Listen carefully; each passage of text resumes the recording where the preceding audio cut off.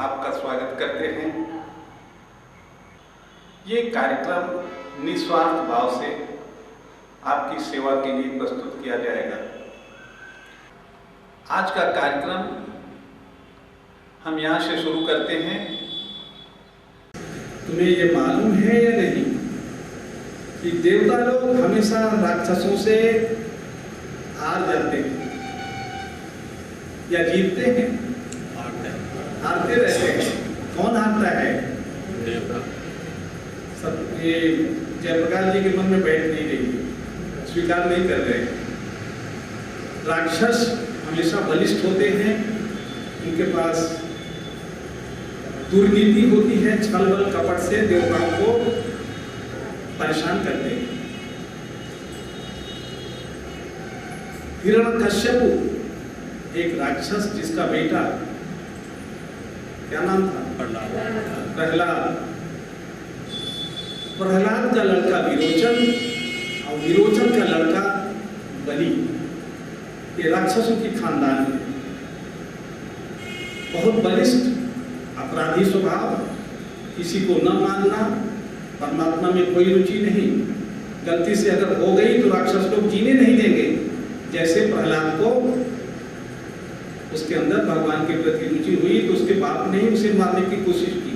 समझ में आया? तो बलि एक अत्याचारी राक्षस था, देवताओं को सताता था, मार देता था। देवता लोगों ने एक तरीका सोचा कि भाई कहीं से अमृत मिल जाए तो हम लोग पी लें, तो मरने से तो बच जाएं। राक्षस तो मारेंगे ही, हम क्या करें? तो इन लोगों ने मीटिंग करके ब्रह्मा के पास अपनी एप्लीकेशन लगाई कि प्रभु इस पर ख्याल करो।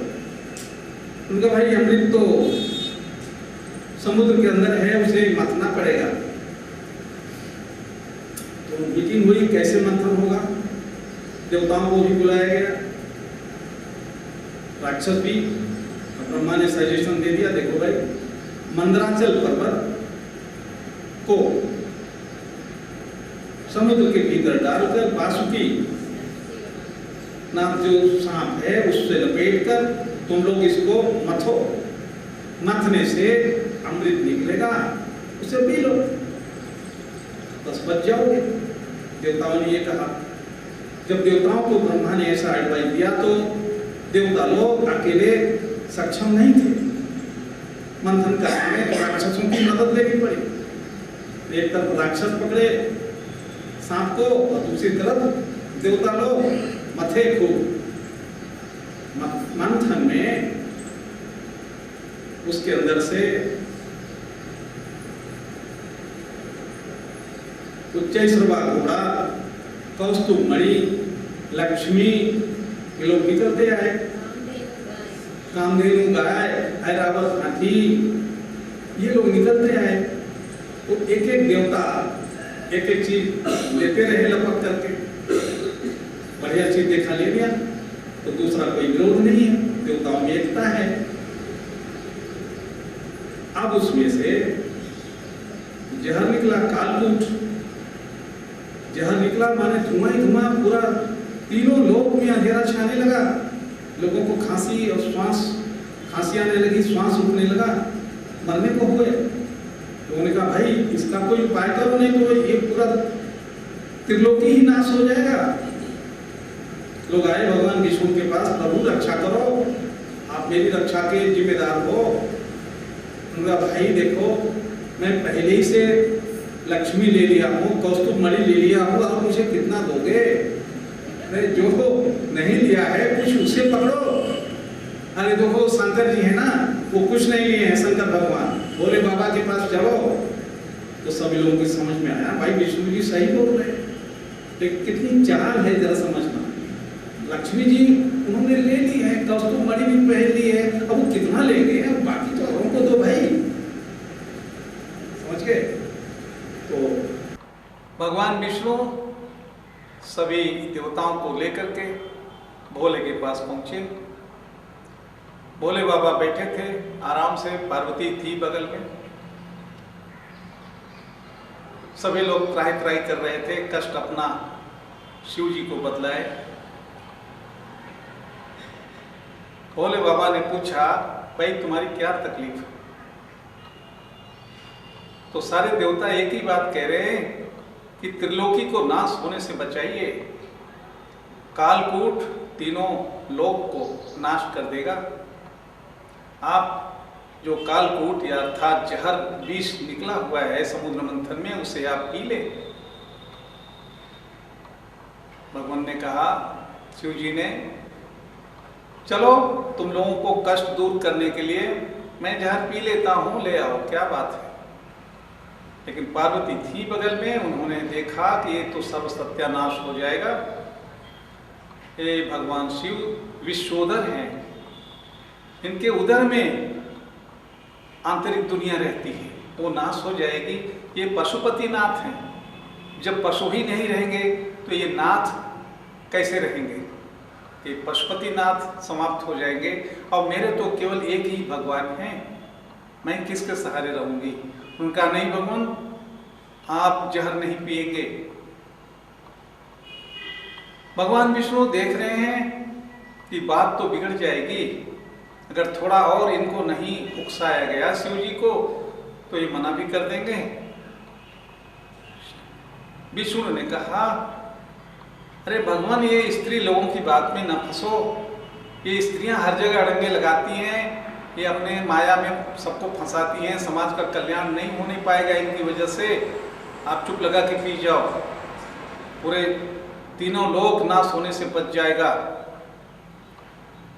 तो पार्वती कहती हैं भोले बाबा से कि भगवान, तीनों लोक की रक्षा का भार भगवान विष्णु के ऊपर है, आप क्यों परेशान होते हो?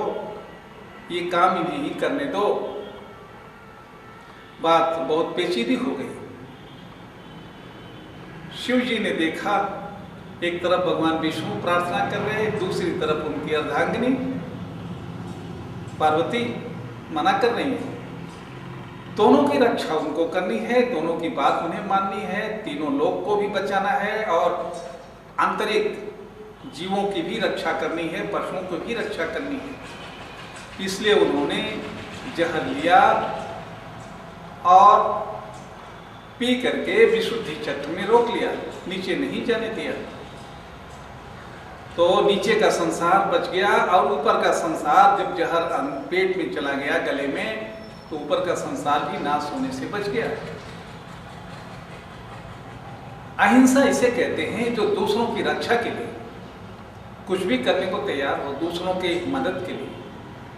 भगवान शिव के समान और अहिंसक कौन होगा इस दुनिया में? तो ऐसे शिव जो सतयुग की बात आज तक वो अपने गले में विष धारण किए हुए हैं, विषधर उनका नाम है, नीलकंठ उनका नाम है, जिस जहर से उनका गला नीला हो गया नीलकंठ कहलाते। तो कहने का आशय ये है, ये जो मैंने कहानी कही आपको, अहिंसा क्या है? अहिंसा है अनात्मा में आत्मा को ना देखना, अहिंसा है। और हिंसा क्या है? अनात्मा में आत्मा को आरोपित करना ही हिंसा है। ध्यान से समझ लो मेरी बात। आत्मा को अनात्मा में, अनात्मा का मतलब प्रकृति में, शरीर में, पत्थल में, पानी में, इनके अंदर परमात्मा को देखना, ये तुम्हारी भूल है और यही हिंसा है। अहिंसा क्या है?